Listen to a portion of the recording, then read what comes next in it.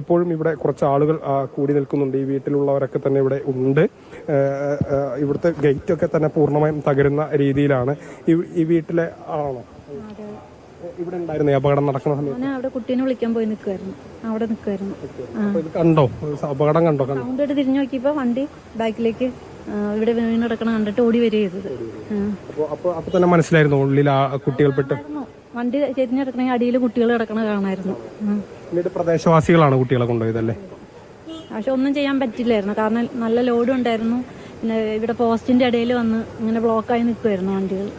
ഒന്നും ചെയ്യാൻ പറ്റാത്ത അവസ്ഥയിലായിരുന്നു. പൂർണ്ണമായി തകർന്നു. മതിലും ഗേറ്റൊക്കെ ഇങ്ങനെ തന്നെ കിടന്നത്. മുന്നിലേക്ക് വരും. പോസ്റ്റ് ഉണ്ടായിരുന്നേ, ആ പോസ്റ്റ് അങ്ങനെ മറിഞ്ഞു വണ്ടിയുടെ മുകളിലേക്ക് വീണു. പിന്നെ ആ ലോറിയിൽ അങ്ങനെ സിമെന്റ് ആയിരുന്നു, നിറയെ സിമെന്റ് ഉണ്ടായിരുന്നു.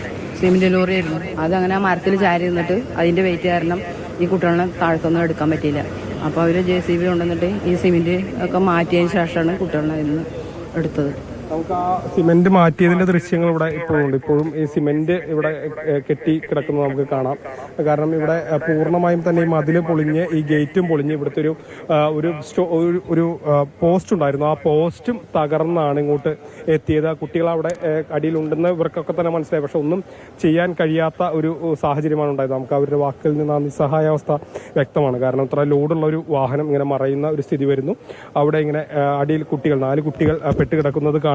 അവരെ രക്ഷിക്കാൻ കഴിയാത്ത ഒരു സ്ഥിതി, വളരെ ഭയാനകരമായ ഒരു കാഴ്ച തന്നെയാണ് നമുക്ക് ഇവിടെ നിന്ന്, ഇപ്പൊ തച്ചമ്പാറയിൽ നിന്ന് ഇപ്പോൾ കാണാൻ കഴിയുന്നത്.